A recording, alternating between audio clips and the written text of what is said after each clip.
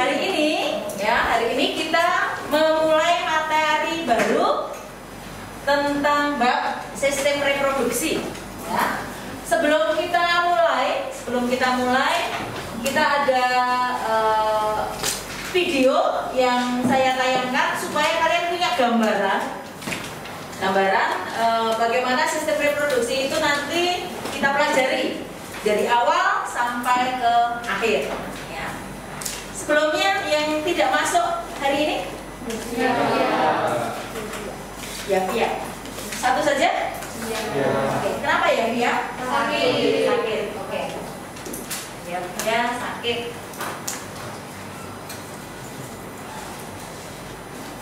Sekarang kita lihat videonya.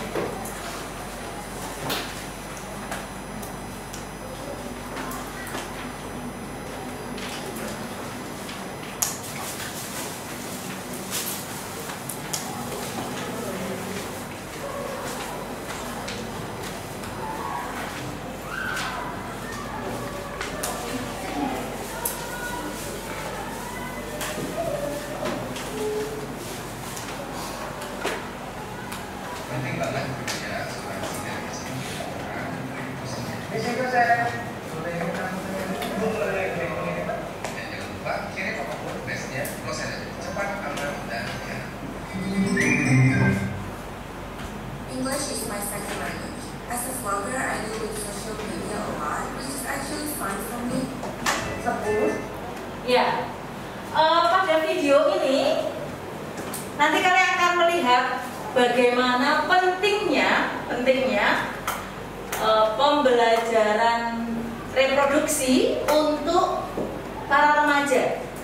Atau nanti juga lebih difokuskan lagi karena ini adalah video dari pemerintah, ya, dari Dinas Kesehatan. Bagaimana kesehatan reproduksi itu harus dijaga mulai dari sejak anak-anak usia remaja, terutama pada saat pubertas. Jadi nanti bisa kalian lihat dulu videonya. Sampai 19 tahun. Menurut Peraturan Menteri Kesehatan Republik Indonesia Nomor 25 Tahun. Apa kesehatan reproduksi itu? Apakah kamu sudah mengetahui tentang kesehatan reproduksi dan pentingnya menjaga kesehatan reproduksi? Kesehatan secara fisik, mental, dan kesejahteraan sosial secara utuh pada semua hal yang berhubungan dengan sistem dan fungsi serta proses reproduksi dan bukan hanya kondisi yang bebas dari penyakit dan kecacatan. BKKBN 2012. Kenapa remaja perlu tahu tentang kesehatan reproduksi? Masa remaja adalah masa peralihan atau perpindahan dari anak-anak menuju dewasa. Pada masa remaja, terjadi perubahan fisik maupun biologis, sehingga remaja penting untuk tahu dan mengenal sistem reproduksi beserta perubahannya. Menurut WHO, remaja adalah penduduk dalam rentang usia 10-19 tahun. Menurut Peraturan Menteri Kesehatan Republik Indonesia Nomor 25 Tahun 2014, remaja adalah penduduk dalam rentang usia 10-18 tahun. Dan menurut Badan Kependudukan dan Keluarga Berencana BKKBN, rentang usia remaja adalah 10-24 tahun dan belum menikah. Ketika remaja mengetahui bagaimana cara untuk bersikap dan berperilaku sehat selama proses pematangan fisik pada dirinya, remaja tumbuh menjadi seorang dewasa yang sehat, yang akan memiliki keturunan yang sehat dan kehidupan yang berkualitas. Bagaimana cara memelihara kesehatan reproduksi? Menjaga kebersihan organ reproduksi pada remaja berbeda dengan pada masa kanak-kanak. Karena pada organ reproduksi remaja, anus dan saluran kencing bermuaranya di sekitar alat kelamin. Kenapa harus jaga kebersihan organ reproduksi? Terdapat rambut di sekitar alat reproduksi atau kelamin, peningkatan kelenjar di sekitar alat kelamin, peningkatan produksi keringat di sekitar alat kelamin. Alat kelamin dan daerah sekitarnya menjadi kotor dan lembab, sehingga mudah berkembang biak kuman dan jamur. Cara menjaga kebersihan organ reproduksi: membasuh dengan air bersih dari arah depan ke belakang dan keringkan menggunakan handuk kering sebelum menggunakan celana dalam. Karena lembab, jamur akan mudah tumbuh pendek agar tidak banyak di tubuh alat kelamin mengetok di paha dengan alat kelamin. Hal-hal penting sekali biasanya terbuat dari bahan hanyut atau kapur, karena akan mengganggu keseimbangan pH dalam. Masa puber anak laki-laki biasanya pada usia 13-14 tahun dan anak perempuan pada usia 11-12 tahun. Batasan umur ini tidak mutlak, tergantung beberapa faktor contohnya gizi dan lingkungan keluarga dan lain-lain. Ciri primer pubertas laki-laki. Tanda remaja laki-laki yang sudah pubertas adalah mengalami mimpi basah. Ini dari ibu yang mulia. Ya, oke.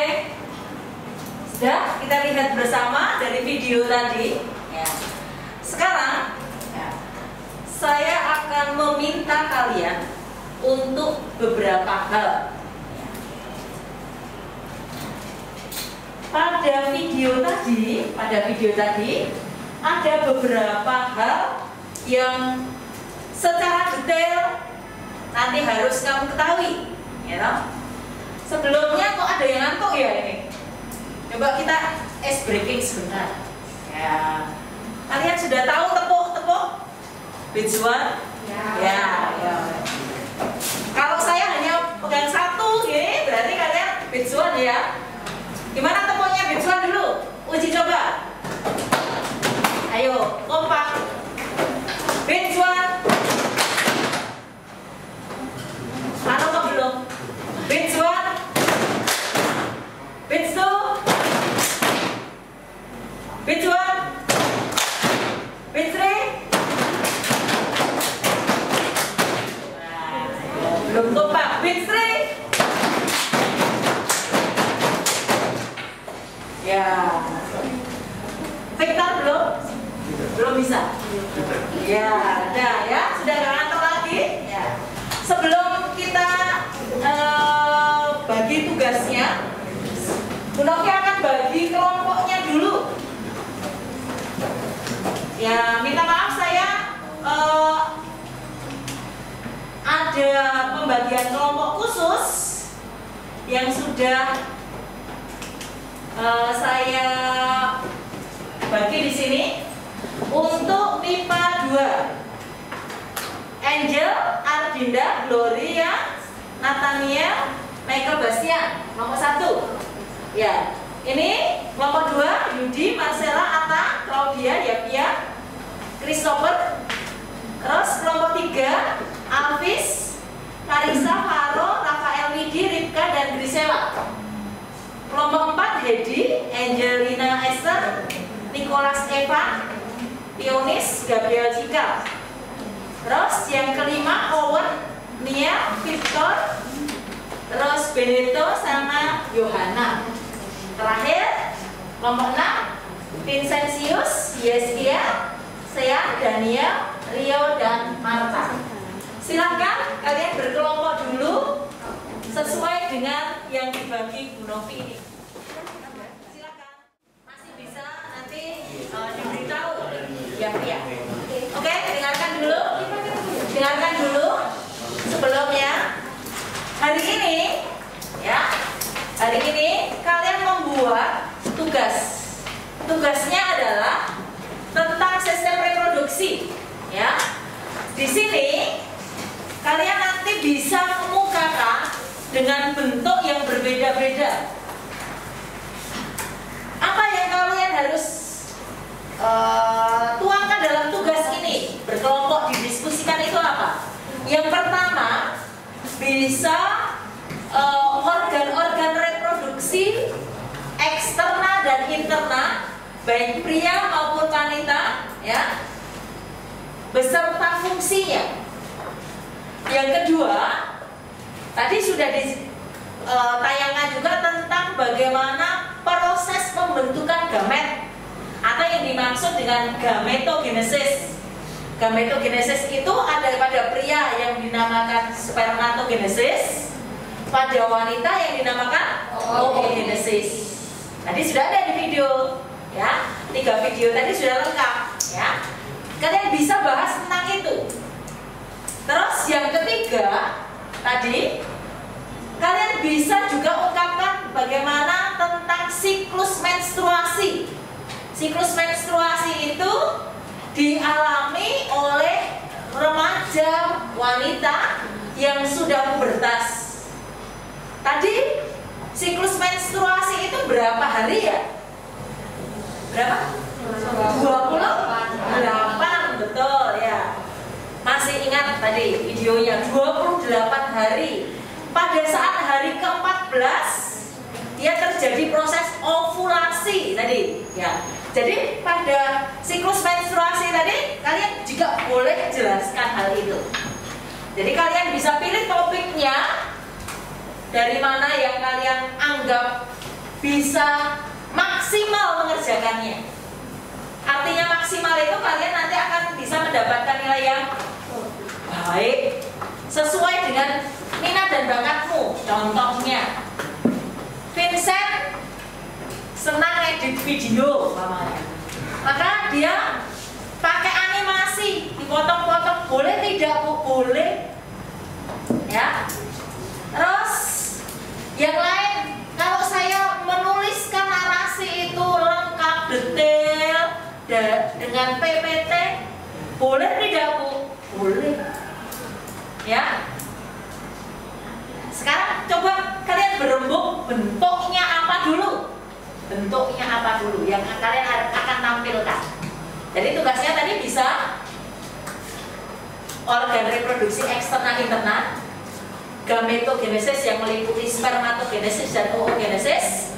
Yang ketiga adalah siklus menstruasi. Nah, siklus menstruasi nanti sampai dengan ovulasi, sampai dengan kehamilan, ya. Ini sampai di situ.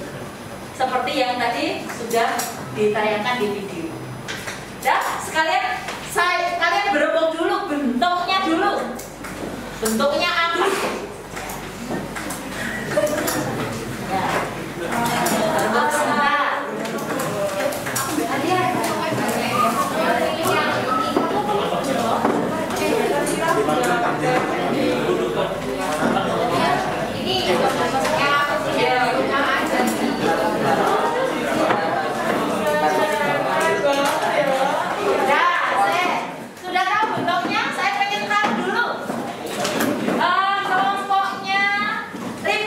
Bentuknya apa? Bentuknya dulu. Kita bikin mading. Mading. Oke. Mading. Yang kedua. Oh ya, betul. Karena ini banyak yang pintar edit video. Vincent, kelompoknya Vincent video. Kelompoknya Gloria membuat alat peraga proses fertilisasi. Oh, alat peraga proses fertilisasi. Boleh. Cela Membuat mading fertilisasi. Mading fertilisasi. Ya. Eva? Buat PPT tentang menstruasi. PPT tentang siklus menstruasi. Yohana? Animasi. Ya, boleh ya. Silakan kalian berkelompok menyelesaikan tugasnya itu dengan baik. Ya. Silakan. Masih bersamamu. No, I'm a mess, can I have it back? Cause I need that. Whoa, yeah. Girl, I'm in need. Kudoakan semua yang terbaik. Jaga dirinya, bahagiakan dia. You know that I'll try. Leave it all behind, yeah. No one else to blame. We gonna fly higher than the cloud nine, brighter than the sun. Cause star ain't going down. Oh, yeah. Oh, no, star ain't going down. Oh, yeah. Oh, no. Living in the past, thank you for every second we spend. Vibing at the weekend, dance all night, kissed by the sunlight. Why it feels so right. The only thing I left to say is good luck and goodbye. Wish you all the best things in life. No. Perhatian ke presentasi dulu ya. Semuanya perhatian ke presentasi kelompoknya Hedi yang sudah selesai PowerPoint.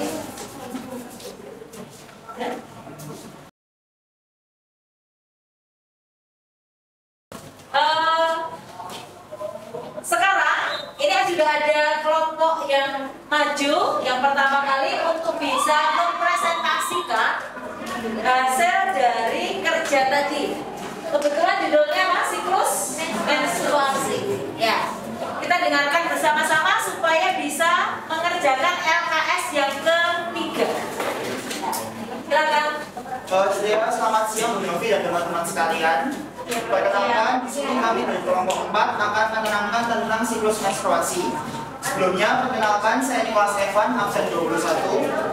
Saya Hedi, nomor absen 15. Saya Gabriel, nomor 12. Saya Amelia Teresa, nomor absen 3. Saya Dwi Wisana Kembar, absen 23.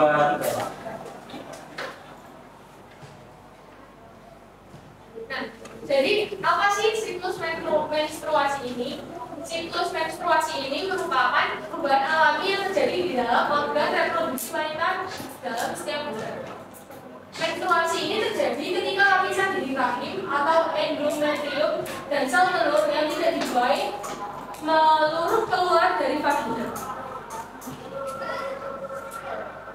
Jadi fase menstruasi ini terjadi dari fase menstruasi yang terjadi dari hari pertama sampai hari ke-7.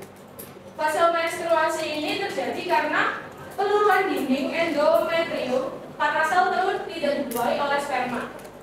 Lalu yang kedua ada fase praovulasi yang terjadi dari hari ke-8 sampai hari ke-13. Fase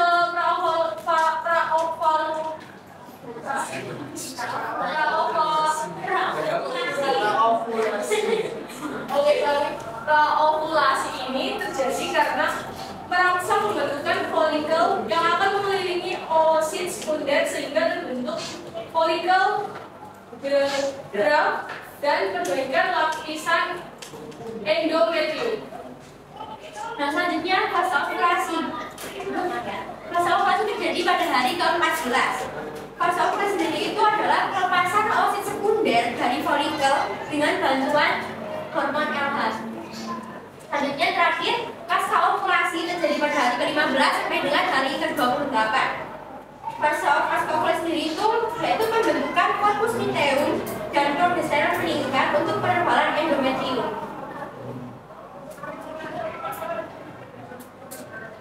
Nah, ini ada 4 hormon dalam menstruasi. Ada 4 hormon yang mempengaruhi, yaitu yang pertama FSH, yang kedua LH, yang ketiga estrogen, lalu yang keempat progesteron. FSH sendiri ini fungsinya untuk merangsang pembentukan folikel graf, memacu pembentukan estrogen. Lalu untuk LH memiliki fungsi merangsang ovulasi dan perkembangan corpus luteum. Dan juga memiliki fungsi untuk merangsang ovarium memproduksi progesteron. Lalu estrogen fungsinya untuk merangsang kelenjar hipofisis untuk memproduksi LH dan menghambat produksi FSH. Lalu yang keempat ada progesteron fungsinya memacu pembentukan endometrium sehingga siap untuk implementasi embrio dan menghambat produksi FSH dan LH yang berlebihan. Lalu yang selanjutnya yaitu perhitungan siklus menstruasi. Untuk yang pertama, masa ovulasi terjadi pada hari ke-14 menstruasi. Jadi tanggal hari pertama mens ditambah 14 dikurangi 1. Lalu yang kedua ada siklus menstruasi terjadi 28 hari. Jadi tanggal hari pertama mens itu sama dengan 28 dikurangi 1. Jadi contohnya kalau dimisalkan untuk yang pertama kan masa ovulasi, misal 15 Mei. Ini masa ovulasi. 16 Mei ini hari pertama menstruasi ya. Lalu kita pakai rumus berarti 15 ditambah 13 sama dengan 28. Jadi 28 Juni itu 28 Mei, sorry. 28 Mei. Jadi itu adalah masa ovulasinya.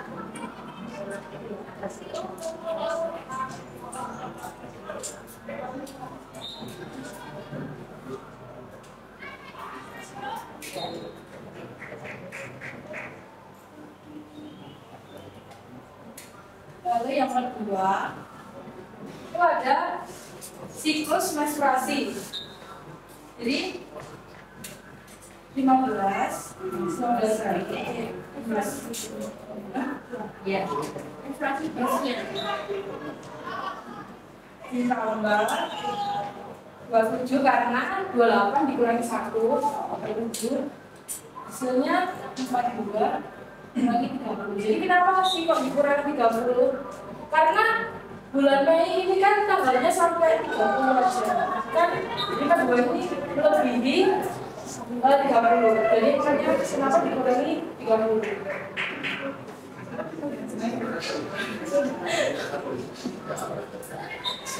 Kenapa lagi? Biasa Jadi kedua dikurangi 31 berarti 11. Jadi 11 Juni itu menstruasi yang kedua.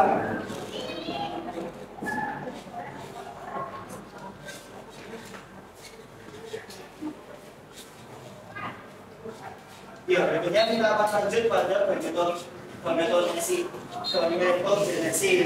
Nah, di gametogenesis ini terbagi dua. Yang pertama adalah spermatogenesis dan juga oogenesis. Nah, yang spermatogenesisnya dijelaskan oleh Arya. Spermatogenesis merupakan proses pembentukan sperma yang terjadi pada fesis, tepatnya di tubulus seminiferus. Untuk prosesnya pertama, sel induk spermatogonium membentuk dua diploid, lalu membelah secara mitosis sperma primer diploid, lalu membelah lagi secara meiosis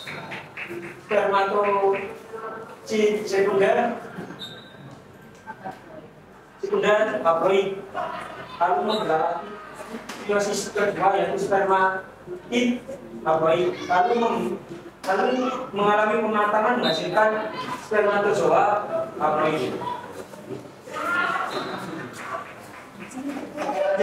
Oke, selanjutnya adalah oogenesis. Nah, oogenesis ini adalah proses pembentukan sel telur atau ovum pada wanita dalam ovarium. Nah, kita akan melihat pembentukannya dari ovum ini. Yang pertama ada oogonium yang menjadi oosit primer. Nah, dari oosit primer ini terbelah menjadi dua, yaitu oosit sekunder, ada yang besar dan ada yang kecil. Nah, dari oosit sekunder yang besar ini nanti dia akan menjadi terbelah dua lagi menjadi ootit. Nah, yang ootit ini akan menjadi ovarium. Sedangkan yang kecil itu nanti akan membelah menjadi badan polar yang akan nanti hilang meluruh gitu. Jadi yang dari kalau spermatogenesis tadi kan dari 1 menjadi 4. Nah, kalau yang oogenesis ini dari 1 tetap menjadi 1 gitu. Jadi perbandingannya lebih banyak spermatogenesis daripada ovum yang dihasilkan. Gitu. Ya, mungkin sekian dari kelompok kami. Mohon maaf jika ada salah-salah kata atau perbuatan yang kami lakukan di depan, dan terima kasih. Kita tolong jangan duduk dulu. Pada LKS yang akan saya bagikan ini, kita tolong dibagikan ke ya. Ada kesimpulan dari presentasi ini, ya. Ada bagian yang perlu saya tegaskan, saya berikan penguatan dari yang pertama dulu.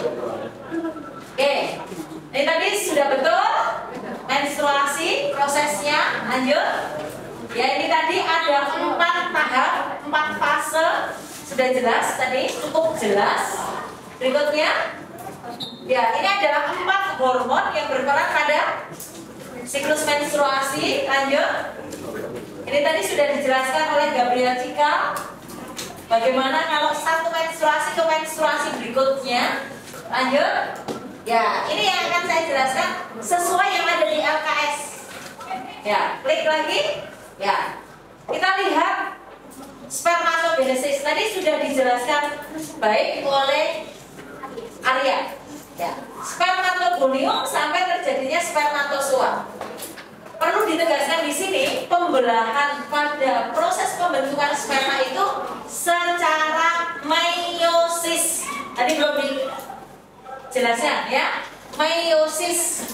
Meiosis itu dari satu sel induk dia akan membelah menjadi berapa sel anak? Menjadi berapa sel anak hasil akhirnya? 4. Ya, 4. Berarti satu sel induk sperma nanti selalu menjadi 4 spermatozoa. Ya, 1 membelah jadi 4. Itu kalau spermatogenesis. Sekarang kita lihat kalau oogenesis klik. Ya. Tadi oleh Eva juga sudah dijelaskan. Tapi di sini kurang penekanannya.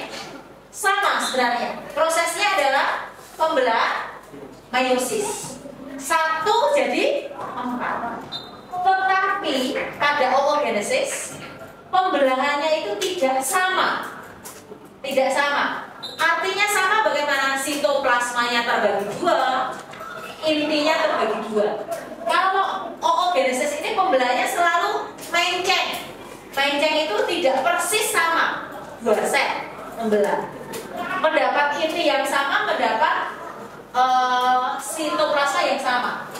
Karena menceng tadi tidak persis sama, pembelahan ovum ini nanti akan menjadi badan polar. Badan polar itu adalah polosit atau badan polar atau sel kutub, sama saja. Badan polar, sel kutub atau polosit itu ini dia tidak akan berkembang. Dia akan menyusut tadi. Arya sudah bilang ya, menyusut, ya, akhirnya melebur. Hilang, Evan dia tadi. Evan, melebur. Jadi intinya kalau sperma itu 1 jadi 4, kalau ovum 1 oogonium menjadi 1 ovum yang fungsional, 1 ovum yang berfungsi. Sedangkan 3 yang lain dia akan berdegenerasi, melebur dan berdegenerasi. Ya, begitu? Ya. Terima kasih. Kelompoknya kita berikan applause untuk kelompok.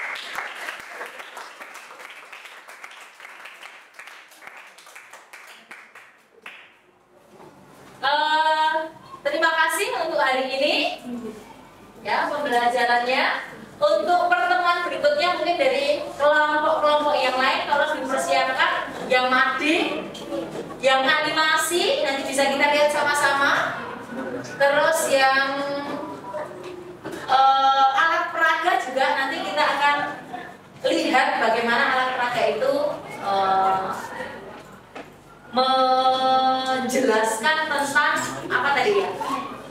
Fertilisasi. Oke. Terima kasih. Hari ini kita akhiri. Selamat siang. Sampai ketemu pertemuan berikutnya.